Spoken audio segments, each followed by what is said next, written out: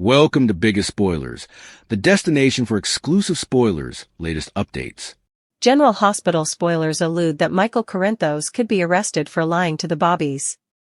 A deeper disquisition into Michael could follow Willow Kane's vindication, so let's talk about how effects might play out.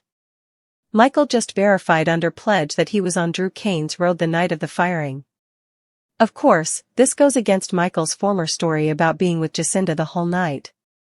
Since Michael prevaricated to the police, he could fluently be arrested for giving a false statement and gumming justice. Curtis Ashford landed in lockup for a while after his own deception about that night was exposed, so it may be Michael's turn next. Jacinda Bracken could face charges of her own, but let's focus on Michelle for a moment. GH 2026 exercise spoilers point to ADA Justine Turner being ready to probe someone Sonny Corinthos loves. As Justine prepares to go after this person, Sonny will make a move to neutralize her. That clearly makes it sound like Justine will go after Michael, formerly Willow, is acquitted.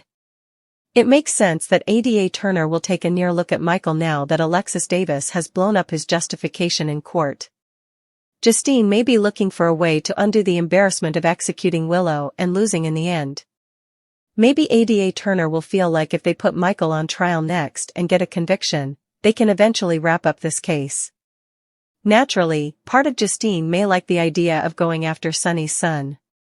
Sonny and ADA Turner both feel to have complicated passions, but they're still conniving against each other at this point. Sonny was hoping this whole Drew agony would be over if Willow was set up not shamefaced in court, but Justine seems poised to target Michael in the fate. Although Sonny will make a move to shut ADA Turner down, further troubles brewing as they go head-to-head. In the meantime, General Hospital spoilers suggest some arrest drama could be in Michael's future, so we'll bring you updates on any tough legal news that's brewing. At Lulu's, she and Tracy Bandy, who might have given Alexis the information that forced Tracy to betray Michael, her family, and her pledge to Monica. Tracy deduces that the only time she and Michael talked about that night was at home, which means someone in her house betrayed her. They go down a short list of suspects, and Tracy notes if it was Chase, also heaven help him. Laura sells a story at the Port Charles Grill. Ezra runs into Laura, who's staying to meet her family. The muddy politician tells her to relax, he's not then to meet her, and heads to the bar. Martin arrives, and Laura breaks the news that Kevin took Ace to Ireland, and it was her idea. Martin is confused, and she claims it'll be good for Ace to get down from the chaos then in Port Charles and see the world. Martin isn't buying the reason. Laura also claims she transferred Ace down as it's not safe for him, as Valentine is on the run, and Ace is the sole heir at law to the Cassadine fortune. Martin still has problems believing Valentine would target a child, but he understands her wanting to cover Ace later. Tracy arrives and asks Martin about the status of her heritages. Martin swears he tried, and Drew is coming to insolvable to track down these days. Tracy reminds him that she can still shoot him to captivity for the Ronnie trick. Ezra makes an offer. Ezra meets with Jacinda at a table and feels that now that the verity is out about them, they don't need to hide their relationship. Jacinda thinks his ingredients might have commodity to say about them being together, but he is upset. Ezra wants them to have commodity real. Jacinda feels it's stylish she leaves city and start over nearly differently. He suggests they talk about the future and just enjoy a little drink and commodity to eat, so she agrees. He gets up to snare them commodity from the bar. Drew makes more demands. What differently is new at Alexis' office? Suzanne has brought a Greek New Year's cutlet for good luck, as it's the dusk before her ending arguments hereafter. Drew and Willow arrive, and Drew demands that Alexis call him to put him on the stage hereafter so he can bury Michael. Alexis refuses, saying he's likely to undo all the progress they've made, and Willow agrees. Willow offers to be the one to take the stage, but Alexis says Turner will destroy her on the stage, and Suzanne points out that Willow has a history of breakdowns in court. Alexis says neither one of them will swear.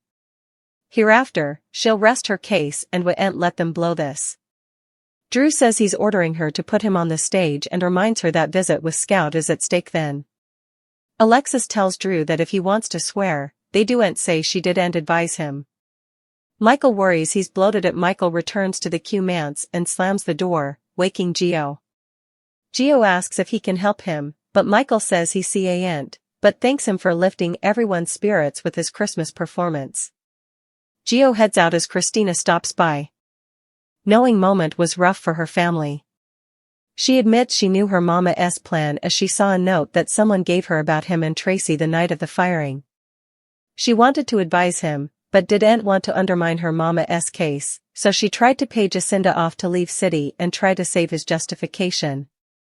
Michael says Jacinda came to court to advise him that commodity terrible was about to be, and he doesn't know why she didn't tell him about Ezra before. He fears his own falsehoods may bring him his children. He knows moment was a huge palm for the defense, and the jury has further than enough reasonable mistrustfulness to exculpate Willow. Trina and Kai agree on a plan at Trina's. Kai and Trina differ about what to do with their knowledge that Michael could be the real shooter. Kai believes they need to come forward as the only two substantiations, but Trina wants to stay out of it for Joss' sake, as this would destroy her. Kai suggests they find out if it was Michael's phone they heard and also decide what to do. Trina knows how they can find out. Gio soon arrives, and they ask if he knows if Michael has a special ringtone for Wiley. He doesn't know, so they suggest that Gio encourage Wiley to call Michael. Gio says they need to tell him what this is about if they want his help. Trina explains they're trying to help Wiley, and she can't say important else. Dante doesn't trust himself at the station. Nathan asks Dante if he thinks Michael framed Willow. Dante admits it's possible, so they've to go over all the substantiation and make sure Willow isn't going down for a crime Michael committed. He also wants to look into Michael's phone records because of his claim that Wiley's call stopped him from defying Drew, and he asks Nathan to go over everything, as he doesn't trust himself to do it. After Dante leaves, Molly shows up to get a progress report from Nathan for Turner, as she wants substantiation to seal the case against Willow.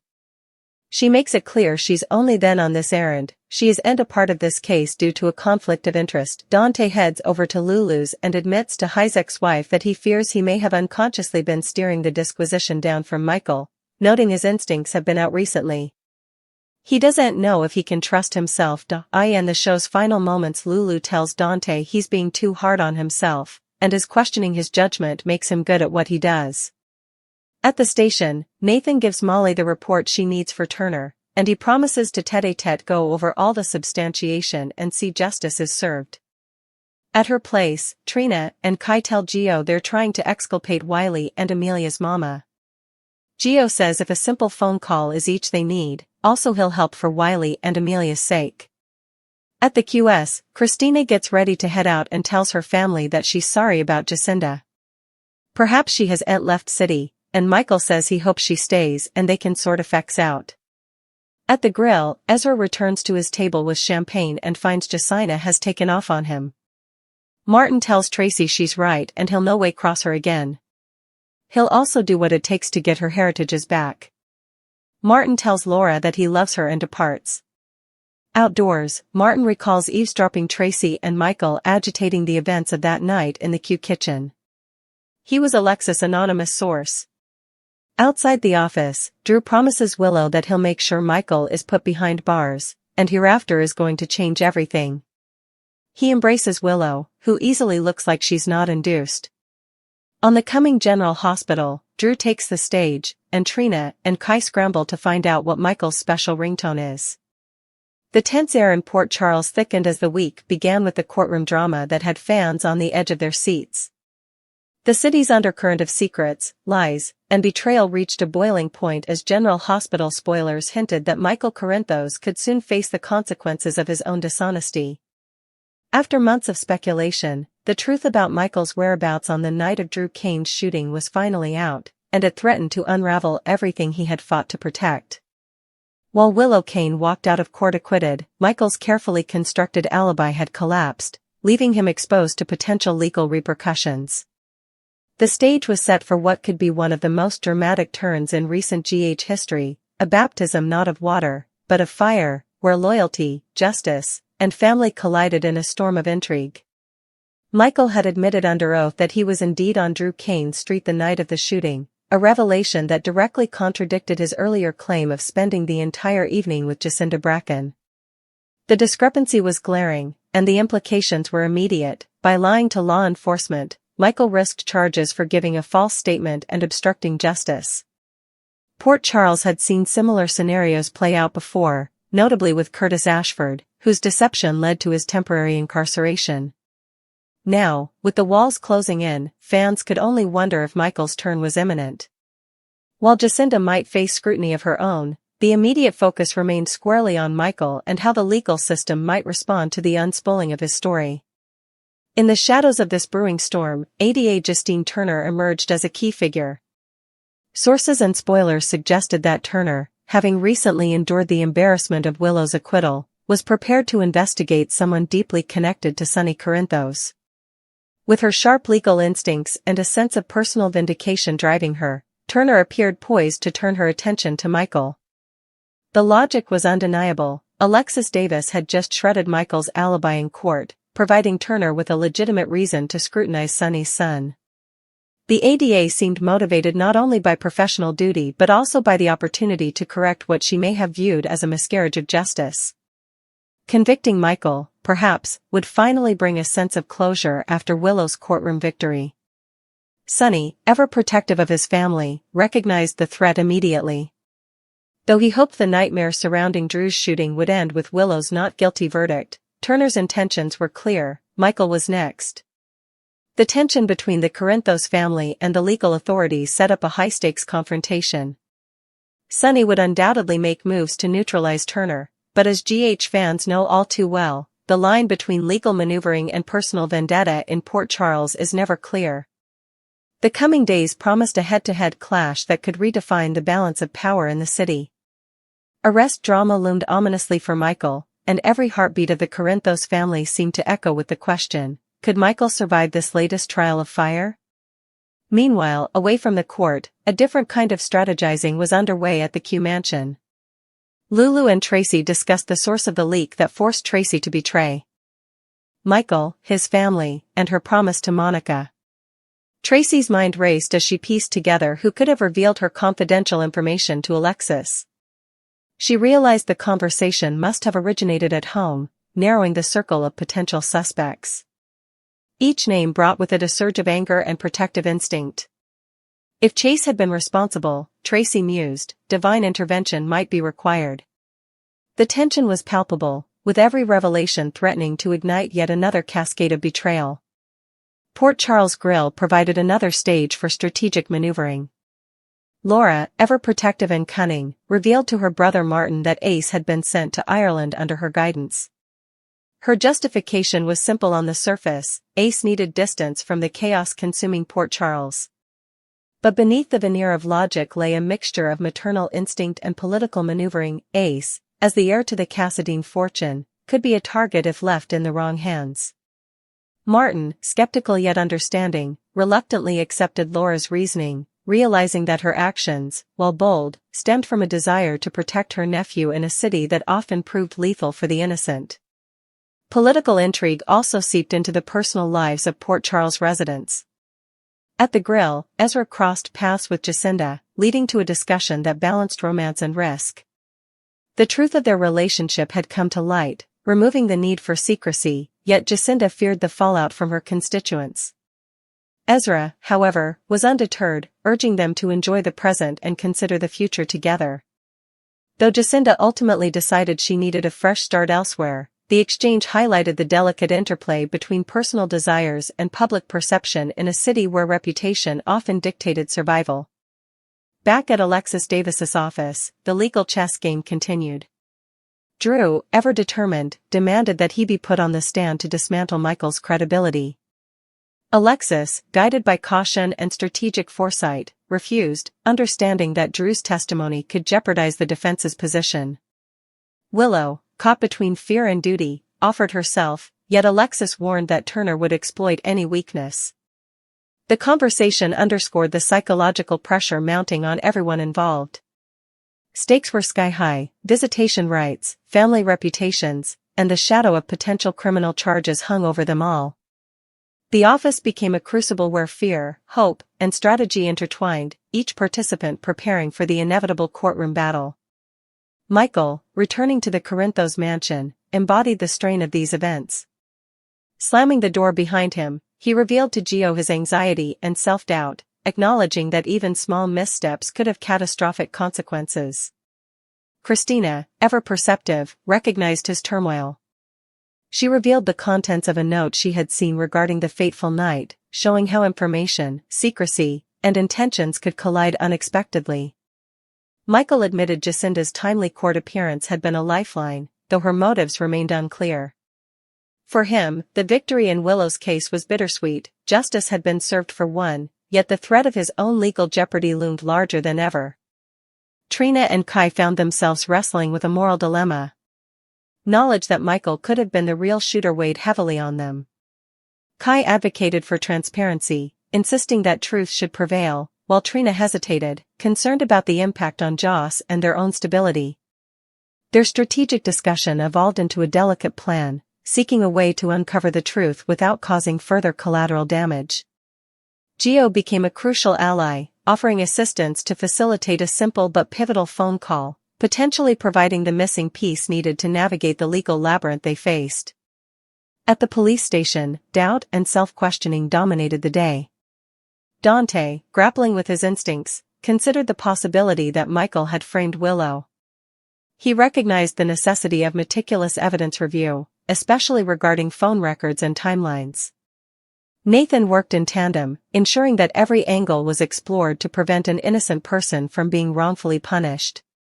The professional tension, combined with personal stakes, painted a vivid picture of the complex moral landscape in Port Charles, where trust, judgment, and responsibility constantly collided. The final hours before the anticipated courtroom showdown were filled with reflection, strategy, and encouragement.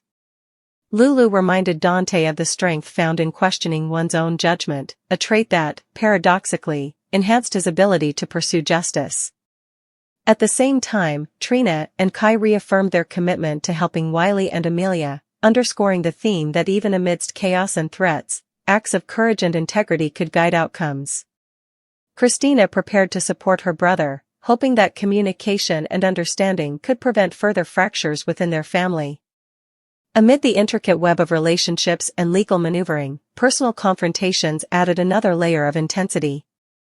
Tracy, confronting Martin about her heirlooms, reminded him of the lingering power dynamics and unfulfilled obligations that characterized Port Charles's social fabric. Ezra, finding Jacinda gone, experienced the unpredictable nature of romantic alliances in the city, where plans could change as swiftly as the tide. Drew, resolute in his campaign to see Michael held accountable, embraced Willow, demonstrating both his protective instincts and his willingness to manipulate circumstances to achieve his goals. As the day closed, anticipation for the next episode reached fever pitch. Drew prepared to take the stand, with Trina and Kai working frantically to uncover crucial evidence. Michael faced the looming possibility of arrest, a legal reckoning that could shatter the Corinthos family's sense of stability. ADA Justine Turner remained poised to act, driven by a mix of professional obligation and personal vindication. Sonny, meanwhile, strategized to shield his son, preparing for the inevitable clash with the legal system.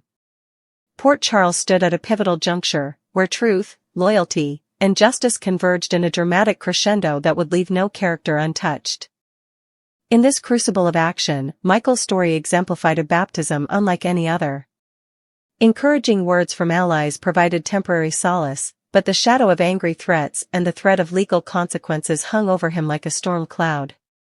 Every conversation, every choice, and every revelation contributed to a growing tension that promised dramatic fallout. Friends and family alike faced moral and emotional tests, questioning loyalties and weighing the risks of exposure versus protection. This was the essence of Port Charles, a city where secrets surfaced, alliances shifted, and the price of deception was often only revealed when the storm had fully arrived. As the week progressed, General Hospital fans could expect a relentless build toward justice and confrontation. Michael's potential arrest was no longer a distant threat, it was a looming possibility, fueled by a chain reaction of revelations, legal maneuvering, and strategic interventions. Allies rallied, enemies plotted, and the fine line between truth and deception became the battleground for both hearts and the law. The stage was set for explosive drama, emotional confrontations, and a legal showdown that would test every character's resolve and morality. From the Corinthos mansion to the halls of justice, from Port Charles Grill to the offices of top legal minds, every scene underscored the tension between personal loyalty and public duty. Characters navigated the perilous waters of deception, strategy, and revenge, aware that every misstep could have dire consequences. Amidst the chaos, moments of encouragement, hope, and strategic insight provided glimmers of stability, reminding viewers that even in the darkest times, alliances, courage, and integrity could still influence the outcome. The city of Port Charles held its collective breath, knowing that when the truth finally emerged, the repercussions would resonate far beyond a single courtroom. As the climax of the storyline approached, viewers were left to ponder who would emerge victorious and who would pay the ultimate price. Michael's future teetered on the edge of justice and familial loyalty, Drew's machinations threatened to dismantle years of careful planning, and Ada Justine Turner's determination suggested that no stone would remain unturned. Allies like Trina, Kai, and Gio worked tirelessly to piece together the puzzle, balancing the moral imperative of truth with the need to protect loved ones. Meanwhile, Sonny's protective instincts clashed with legal realities, creating a tension that would undoubtedly explode into dramatic confrontations, heated discussions, and unexpected revelations. In short, the unfolding saga of Michael Corinthos, Willow Kane, and the broader Corinthos family represented a masterclass in storytelling, weaving together legal suspense, familial drama, and high-stakes emotional confrontation. Viewers were treated to a narrative rich with moral complexity, where every decision carried weight, and every revelation threatened to destabilize the delicate balance of relationships in Port Charles. The coming episodes promised more than just courtroom drama, they promised a journey into the heart of justice, loyalty, and the consequences of deception in a city where nothing is ever as it seems. The week ahead would not disappoint.